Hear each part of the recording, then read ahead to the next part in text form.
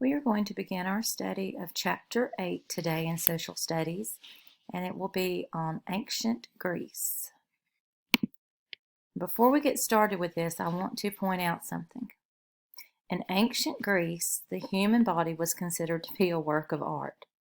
So throughout this study of ancient Greece, you're going to see some pictures and video clips of human statues that don't have any clothes on. And it's just part of their culture and the way that they lived life then. And I'm aware that this is something that we're not that comfortable with today, but there's no way to study ancient Greece and not include their culture in it. So there are 3 sections in this chapter. We're going to do 8.1 today, which is geography and the early Greeks.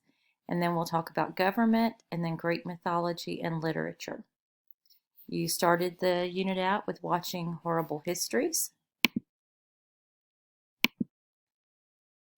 All of the songs are at the beginning, as usual, so you can go back and listen to those to help you learn the material as you're working, and we're going through this chapter.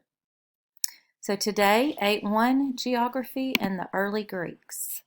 The big idea today: Greece's geography and its nearness to the sea strongly influenced the development of trade and the growth of city-states. The 3 main ideas: geography helped shape early Greek civilizations, just like it has in every other civilization we've talked about. Trading cultures developed in the Minoan and the Mycenaean or Mycenaean, tomato, civilizations, and the Greeks created city-states for protection and security. So to begin with, Greece is a very mountainous country, so contact with each other and with other villages was rather difficult.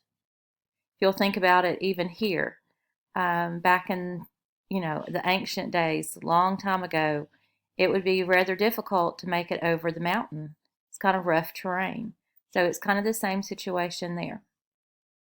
So the people created their own governments and their own ways of life within each of the villages. People settled in the flat areas, of course, along the coast and in the river valleys, just like they have everywhere else. And because travel was so difficult inland due to the mountains, the Greeks turned to the seas, which they had on all sides, and you'll see that in a picture in just a second. So they became skilled shipbuilders and sailors out of necessity. The sea became a source of food as well as a way of trading with other communities. And this, of course, led to the exchanging of ideas with other cultures. There's a video about Greece's geography on the following image, or after this, that you're going to come back and watch. So you'll see here is the physical map of Greece.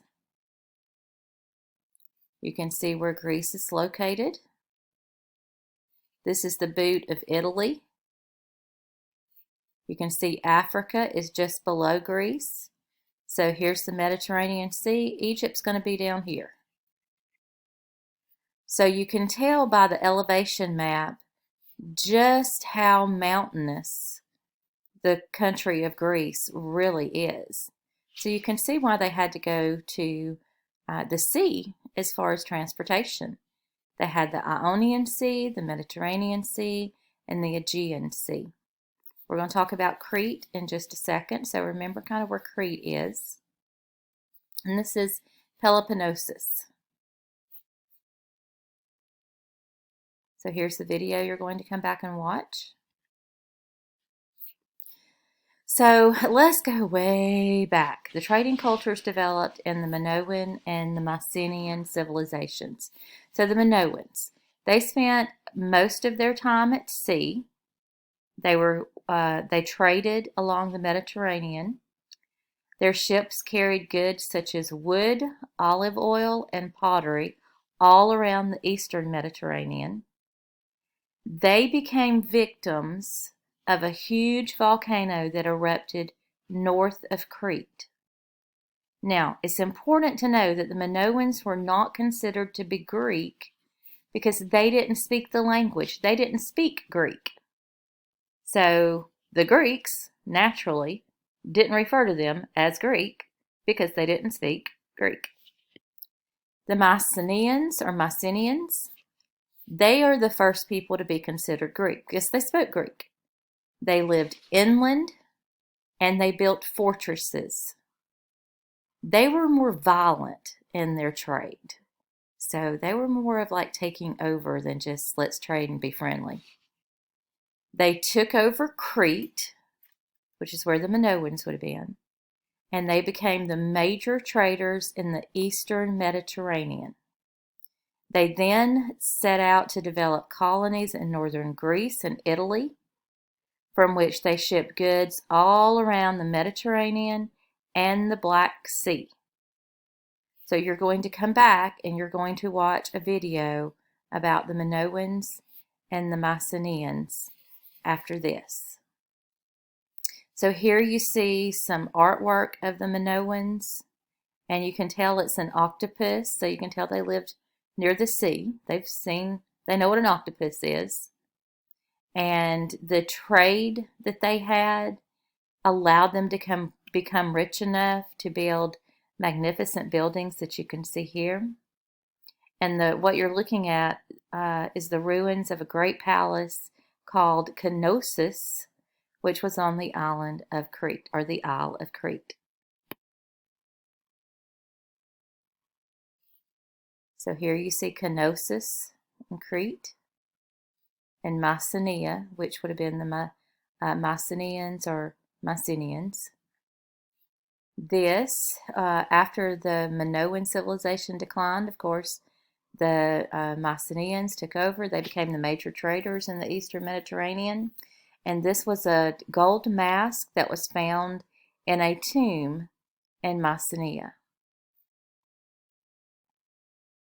So here is the video you're going to come back and watch. And as you can see, there's my description of some nakedness that you're going to see.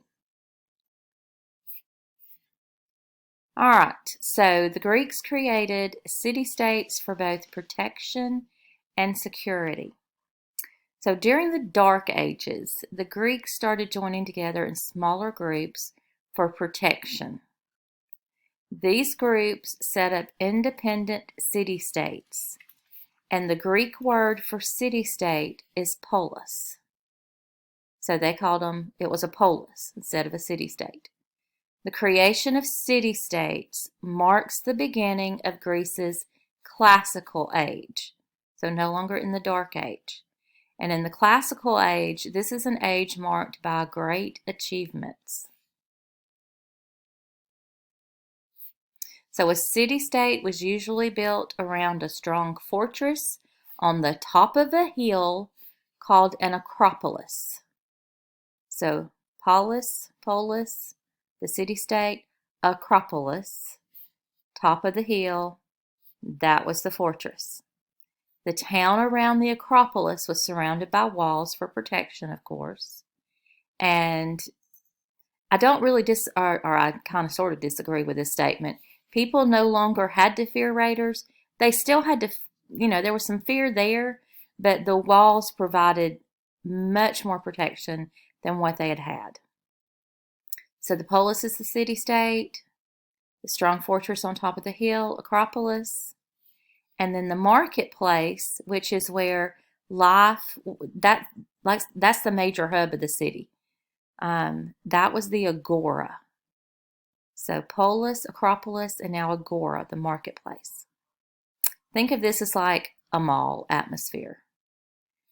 The city-state became the foundation for Greek civilization, so it basically gave the Greeks their identity. So anytime you think of Greece, think of city-state or polis.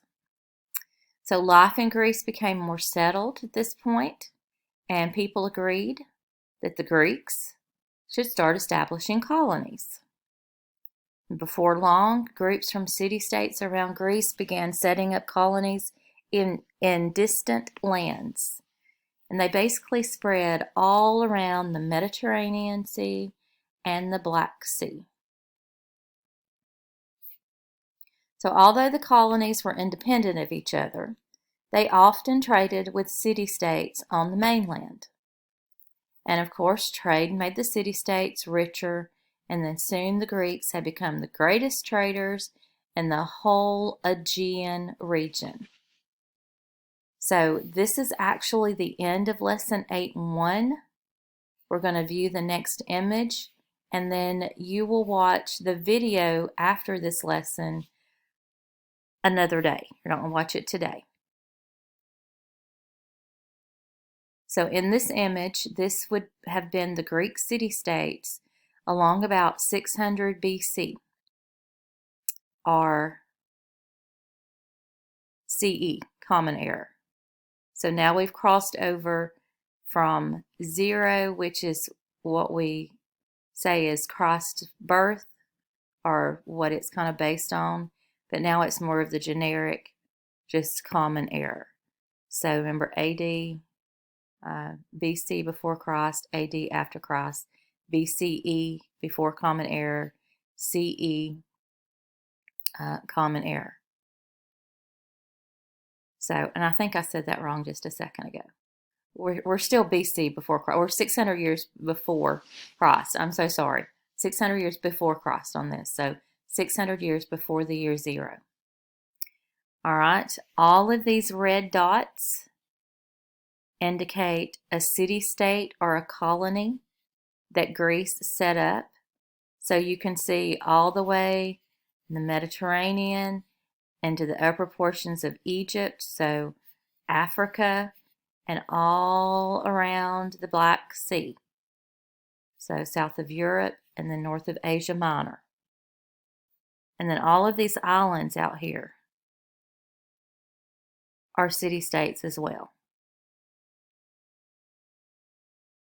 So you can see trade definitely influenced their lives, and they were very skillful at it, which allowed them to become very rich. Okay, there's the video you will come back and watch. And then next time we will pick up with Lesson 8.2, Government in Athens. I do, however, want to go back to this. And the video that you're going to watch on the Minoans and the Mycenaeans, you know, that one. It has, or it talks about the Minotaur, which is something that we've read about in literature or in reading. So make sure that you go back and watch that so you can learn a little more. And it also talks about the labyrinth. So there are some ancient stories and things that you've probably heard that will tie back into this. So please go back and watch that video. And we will pick up from there next time.